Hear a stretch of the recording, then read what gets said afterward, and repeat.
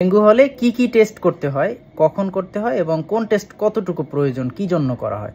আসসালামু আলাইকুম, আমি মোহাম্মদ আতাউর রহমান। হঠাৎ করে ডেঙ্গু প্রকোপ একটু বেড়ে গেছে। প্রতিদিন হসপিটালেও ডেঙ্গু রোগীর সংখ্যা বাড়ছে তুলনামূলক। ডেঙ্গু একটি ভাইরাস জনিত রোগ। এই ডেঙ্গুর জন্য আমরা কিছু টেস্ট করে থাকি। এর মধ্যে NS1 নন structural protein 1, IgG, IgM, immunoglobulin G, immunoglobulin M। পিসিআরটা সাধারণত করা হয় না। তো আপনারা জানেন যে একটি ভাইরাস যখন শরীরে ঢুকে, যে জিনিসটা ঢুকে সেটাকে বলে অ্যান্টিজেন। আর এই ভাইরাসটা শরীরের মধ্যে কিছুদিন থাকার পরে এর বিপরীতে একটা অ্যান্টিবডি তৈরি হয়। তো এই অ্যান্টিজেন যেটা ঢোকে সেটার জন্য একটা টেস্ট করা হয়, সেটাকে বলে অ্যান্টিজেন টেস্ট। আর এর বিপরীতে যে অ্যান্টিবডি তৈরি হয় সেটাকে বলে অ্যান্টিবডি টেস্ট।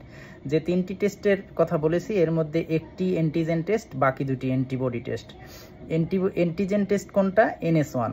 তো জ্বর হওয়ার প্রথম সপ্তাহে যে টেস্টটি করতে হয় সেটিকে বলে অ্যান্টিজেন NS1, যে নন স্ট্রাকচারাল প্রোটিন 1। তো এটি ICD-10 একটি গবেষণায় দেখা গেছে যে 9 দিন, জ্বরের 9 দিন পর্যন্ত এই অ্যান্টিজেন NS1 পজিটিভ আসতে পারে। সাধারণত এটি জ্বরের 1 সপ্তাহের মধ্যে, এটি রেয়ার কেস যদি পরে আসে সেটা। আর অ্যান্টিবডি টেস্টের মধ্যে দুইটা, একটা IgG, একটা IgM। তো IgM যেটা, এটা যে প্রেজেন্ট ইনফেকশন বা রিসেন্ট ইনফেকশন যদি IgM পজিটিভে আসে সেটাকে আমরা ধরে নিই যে রিসেন্ট ইনফেকশন, যে বা প্রেজেন্ট যে জ্বর আছে এইটার ইনফেকশন। আর IgG যদি পজিটিভ আসে তাহলে আমরা ধরে নেই যে এটা ওল্ড কেস বা সেকেন্ডারি ডেঙ্গু ইনফেকশনের জন্য এটা আমরা ধরে নিই সাধারণত। তবে রেয়ার যে কোনো কেসের জন্য সেটা ক্লিনিক্যাল ইভ্যালুয়েশনের প্রয়োজন আছে। এর বাহিরে, ডেঙ্গু আইডেন্টিফাইয়ের বাহিরে যদি পেশেন্টের কন্ডিশন চেক করার জন্য অনেকগুলো টেস্ট করা হয়। যদি আপনাকে বলে যে একটি টেস্ট কি করতে হয়, সে তখন বলবো যে CBC, কমপ্লিট ব্লাড কাউন্ট। এখন কমপ্লিট ব্লাড কাউন্টের ভিতরে তো অনেকগুলো কম্পোনেন্ট, রক্তের প্রায় অনেকগুলো উপাদান কম্পোনেন্টের মধ্যে দেখা যায়। তাহলে যদি বলে যে একটা CBCর মধ্যে আপনি কোন জিনিসটা সর্বপ্রথম দেখবেন, তাহলে আমরা বলবো যে প্লাটিলেট।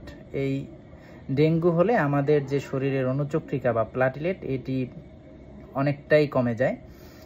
এটা নর্মাল 1.5 লক্ষ নিচে, এর কমে যায় একদম 10,000, 5,000 পর্যন্ত হতে পারে, যেটি সিভিয়ার ডেঙ্গু বা রক্তক্ষরণ পর্যায়ে, যে ব্লিডিং, বিভিন্ন জায়গায় ব্লিডিং হয়, এরকম কমে যেতে পারে। এরপর যদি দ্বিতীয় কম্পোনেন্ট বলে যে এরপরে আপনি কোন কম্পোনেন্টটা দেখবেন CBC, তাহলে বলবো যে আমরা হেমাটোক্রিট দেখব।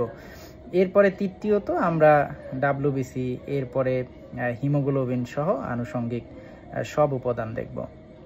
ভিডিওটি পুরোপুরি দেখার জন্য সকলকে ধন্যবাদ। এখনও যারা পেজটি ফলো দেননি অবশ্যই ফলো দিয়ে পাশে থাকবেন, আর ভিডিওটি শেয়ার করে সবাইকে জানার সুযোগ করে দিন। ধন্যবাদ।